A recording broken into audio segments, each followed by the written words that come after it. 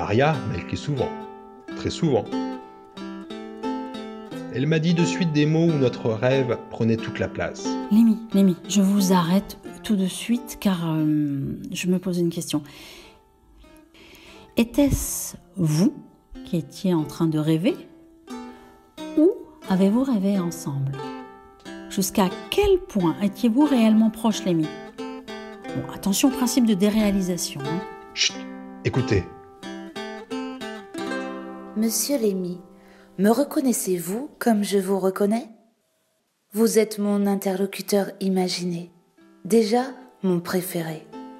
Bien sûr, vous n'êtes qu'un rêve que je modèle comme un nuage. Une injection d'onirisme qui pulse dans mon pouls. Chez vous, il n'y a qu'un seul couvert sur la table. Chez moi, tout également.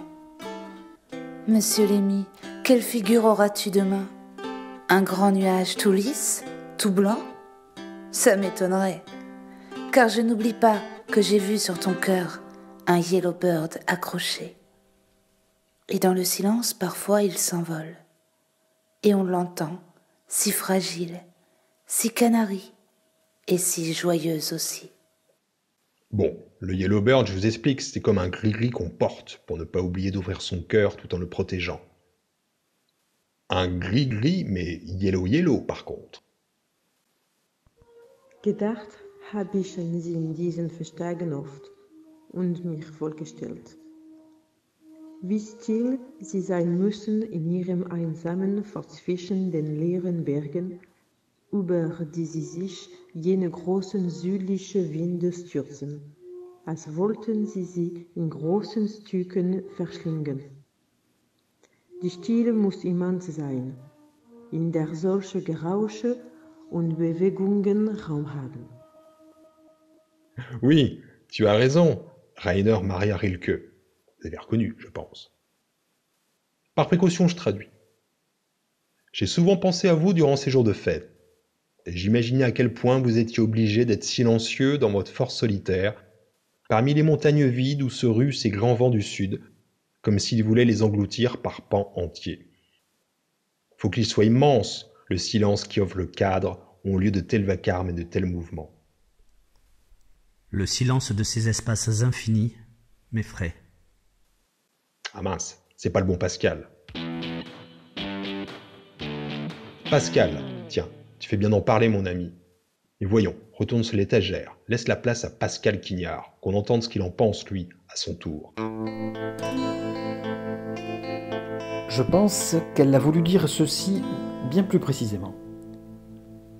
Monsieur, vous vivez dans la ruine et le silence. On vous envie cette sauvagerie, on vous envie ces forêts vertes qui vous surplombent. Désirer est un verbe incompréhensible. C'est ne pas voir, c'est chercher, c'est regretter l'absence, espérer, rêver, attendre. Alors, il faut lire, se lire, relire, écrire. Ceux qui aiment ardemment les livres constituent, sans qu'ils le sachent, la seule société secrète exceptionnellement individualisée. La curiosité de tout et une dissociation sans âge les rassemblent sans qu'ils se rencontrent jamais. Ils forment à eux seuls une bibliothèque de vie brève mais nombreuse. Ils s'entrelisent dans le silence. Ça me laisse songeur. Je dois dire que moi aussi, ça me laisse songeuse.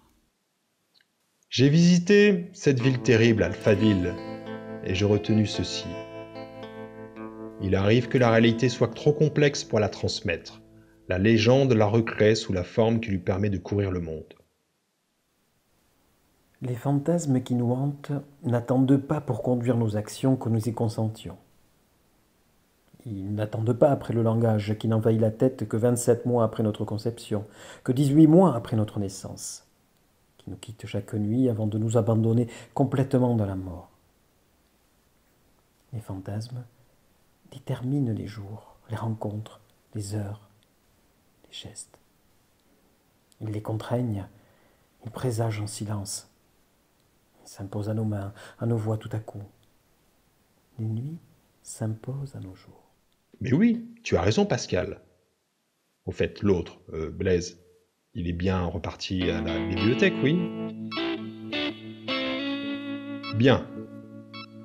Car ce monde dans lequel on vit est un empêchement. Et si notre monde est carencé, insuffisant, quoi faire de mieux que le réinventer? Et puis, figurez-vous que le réel, au fond, ça ne le dérange pas d'être réaménagé. Ça ne le contrarie pas, toutes ces fantaisies, cette fantasmagorie, bien au contraire. Ça l'attendrit. Ça le rend cotonneux, ça le dépaysage. Ouais, car cette planète déteste qu'on la strie de frontières tracées à la règle comme en Afrique, avec des murs tout droits comme au Mexique, et des dérives de continents qui s'écartent de plus en plus. Ah ça, c'est insupportable. La planète déteste qu'on la fore violemment à la drille, qu'on la fonde marche forcée, qu'on lui lime les côtes. Par contre, si c'est pour de la poésie, d'elle-même, elle s'ouvre et redevient poreuse. Lémi, vous n'avez pas dépassé le stade de développement de votre adolescence. Il faut être raisonnable. Rappelez-moi votre âge, s'il vous plaît.